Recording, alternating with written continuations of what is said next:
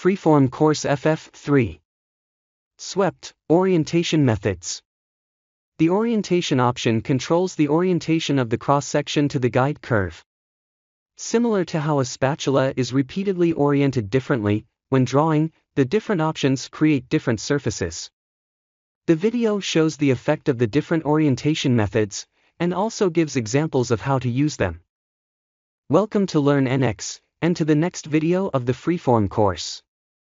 Orientation Fixed. If you want to actively participate, create this simple guide curve. And this semicircle is sufficient, as a cross-section.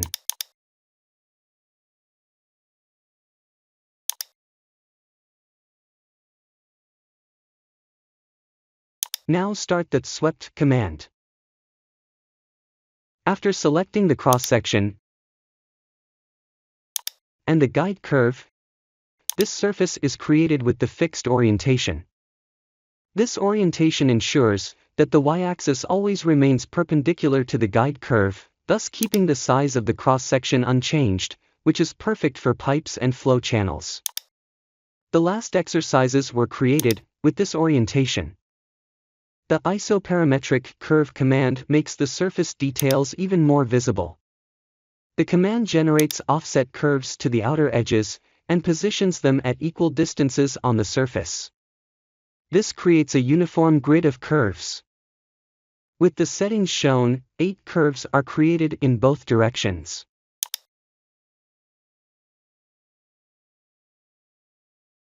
But I think it's even easier to imagine with a spatula that always remains perpendicular to the guide curve as it moves from start to finish. Orientation Force Direction. With this orientation, the y-axis remains fixed to a selected direction.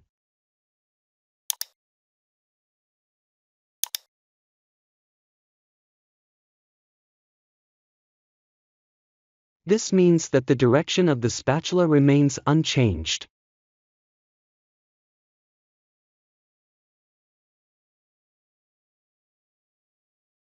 This changes the size of the cross-section, but not its profile in the selected direction. This orientation is therefore suitable for wing profiles, for example, since the aerodynamics remain unchanged.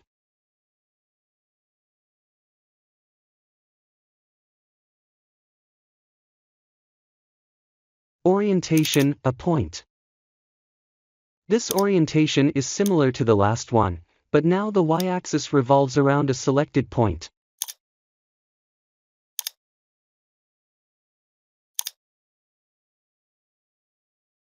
Be careful, the selection is not associative. If the point is moved, it must be reselect in the menu.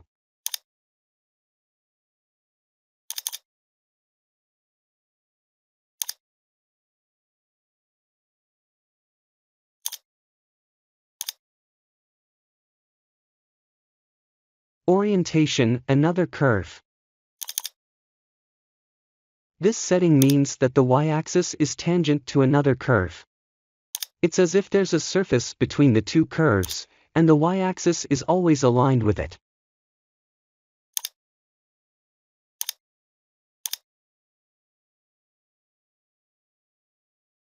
Orientation, face normals. The y-axis is aligned to an existing surface. In this example, this contour is always aligned perpendicular to the selected surface.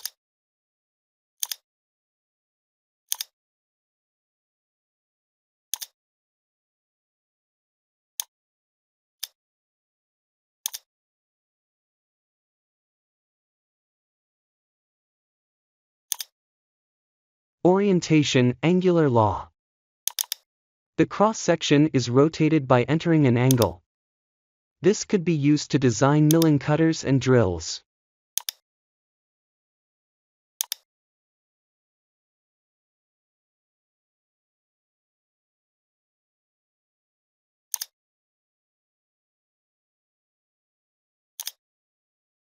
Or a pretty piece of ironwork for your garden gate.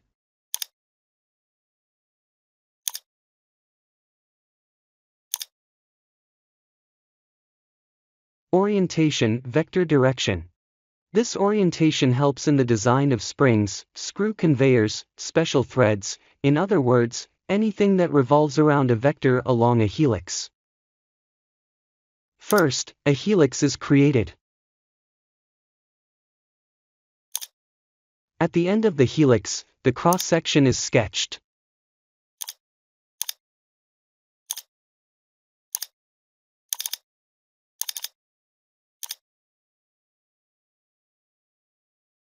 A basic rectangle showing the wire cross-section is all you need for the small test.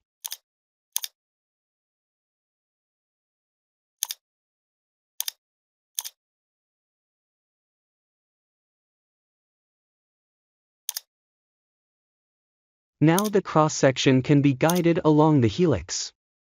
With the fixed orientation, the cross-section follows the inner rotation of the helix, the ends of which twist like a coiled garden hose. Another object for the New York Museum of Modern Art. I like it. To turn the artwork into a spring, the vector direction orientation must be selected. This means that the angle of the cross-section to the vector remains unchanged. Depending on the size, this creates springs or screw conveyors. To construct a perfect spring, you should also watch this video. You will find the link to the video below in the description. That's it again. You should be able to complete the following exercise without any problems. However, if you have any questions about the video, please write to me in the comments on YouTube, or send an email directly to info@learnnx.com. I would be happy to support your project, even on site.